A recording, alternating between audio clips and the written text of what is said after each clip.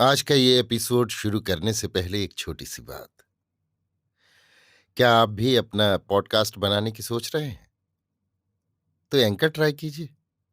ये पॉडकास्ट बनाने का सबसे आसान तरीका है।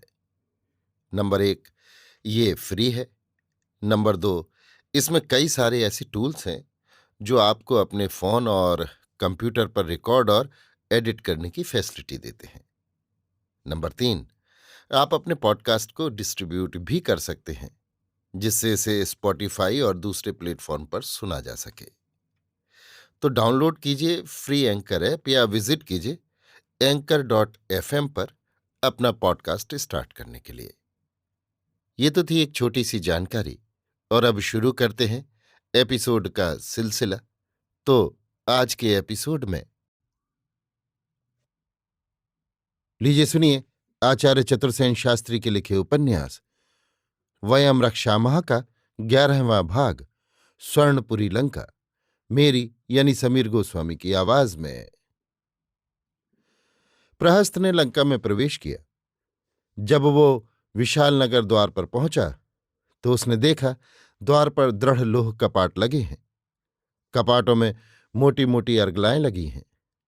अर्गलाओं पर विराट उपल यंत्र जड़े हुए हैं। ऊपर की बुर्जियों पर अग्निभुषुंडिकाएं रखी हैं। नगर के परकोटे के भीतरी भाग में स्वर्ण खचित दिव्य कारीगरी चित्रित है। बीच बीच में मणिमूंगा जड़े हैं। परकोटे के बाहर विशाल खाई जल से परिपूर्ण है। खाई पर द्वार तक विशाल फलक मार्ग हैं, जिनमें दुर्भेद्य सुदृढ़ संक्रम यंत्र लगे हैं। संक्रम स्वर्ण के खंभों और स्वर्ण वेदियों पर आधारित हैं। प्राचीरों पर दुर्जेय सुभट चौकसी कर रहे हैं। प्रहस्त ने सोचा, इस दुर्भेद्य सुपूजित सुरक्षित लंकापुरी पर आक्रमण करने का साहस देव दैत्य नर नाग कोई भी नहीं कर सकता। लंका के चारों ओर समुद्र, वन और खाई तथा दुर्भेद्य प्राचीर, विशाल चतुष्पथों पर अश्वरथ गज पर आरूढ़ योद्धा, यक्ष किन्नर देव दैत्य नगरजन मणिमाणिक मुक्ता सज्जित अभय आनंदित मुद्रा में मत्त आ जा रहे हैं। नगर की वीथी पथ चतुष्पथ राजपथ पार करता हुआ प्रहस्त धनपति कुबेर के अलौकिक दिव्य प्रासाद के सम्मुख जा खड़ा हुआ। उस प्रासाद का वैभव देख प्रहस्त आश्चर्यचकित रह गया।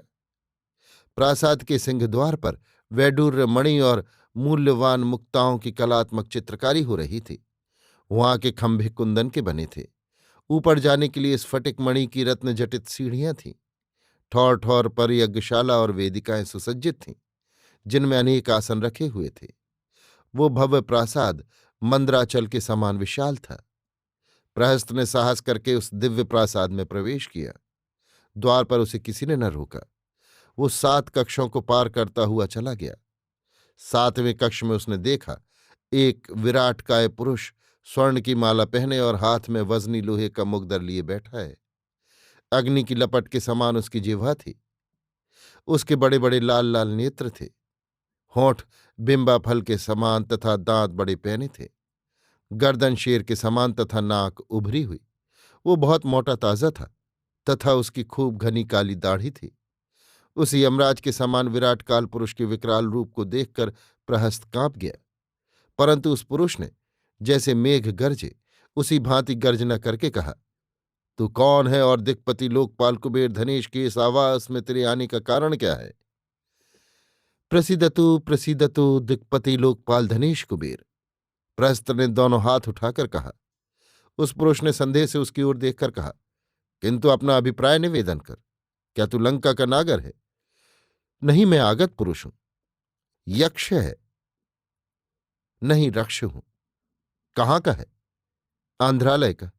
आह, वो तो धनेश दिक्पाल के मातृकुल का प्रदेश है। मैं धनेश दिक्पाल के मातृकुल का पुरुष हूं। तो तेरा स्वागत है। मातृकुल से तेरा क्या संबंध है? मैं धनेश दिक्पाल का मातुल हूं। आहा, मातुल! वो पुरुष अट्टहास करके हंस दिया। यही यही, अपने जन्म से किस कुल को धन्य किया मातुल! मैं दैत्यपति सुमाली का पुत्र हूं और धनेश दिक्पाल की विमाता केकसी का अनुज। अभिवादन करता हूं, अभिनंदन करता हूं। किंतु क्या कहकर आपको पुकारूं? मेरा नाम प्रहस्त है।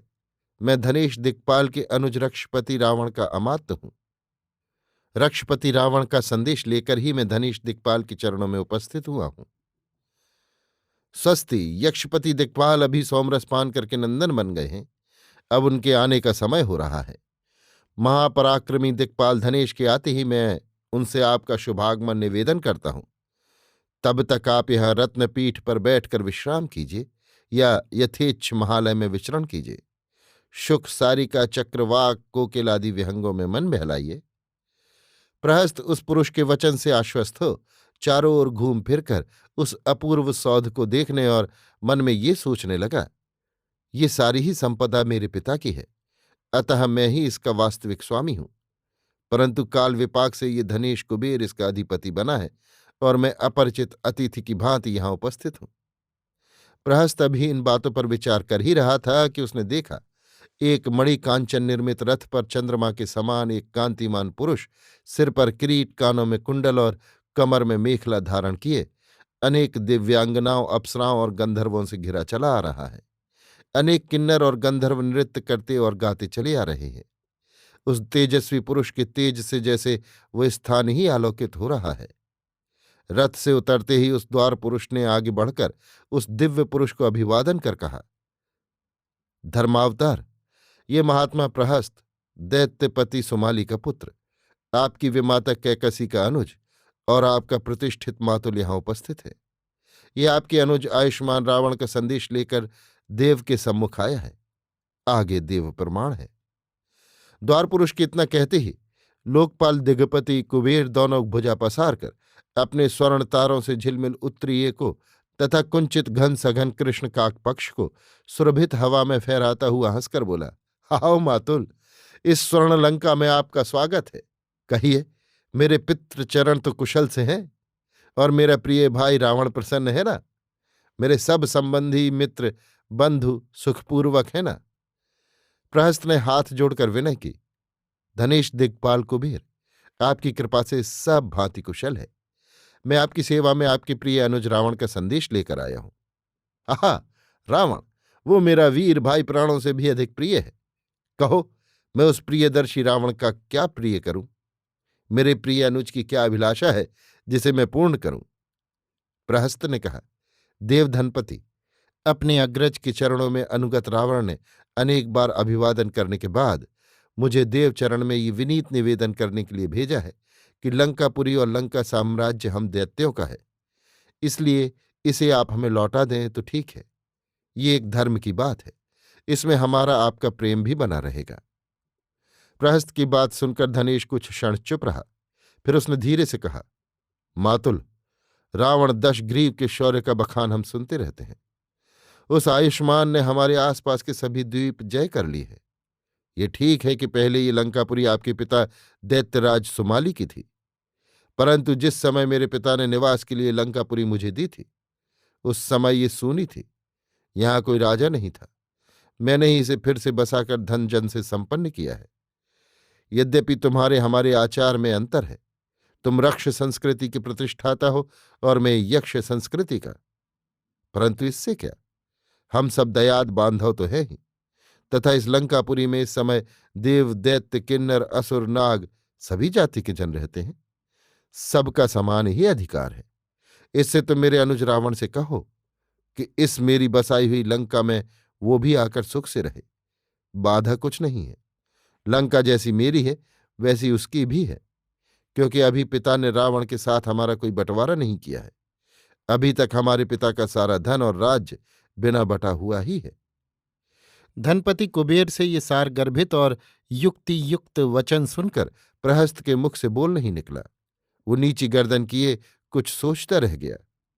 कुबेर ने प्रहस्त का खूब आत्मीयता से सत्कार किया और सब भांति पूजित कर उसे विदा किया। अभी आप सुन रहे थे आचार्य चतुर्सेन शास्त्री की लिखी उपन्यास वयम रक्षामः का 11वां भाग, स्वर्णपुरी लंका, मेरी यानी समीर गोस्वामी की आवाज में।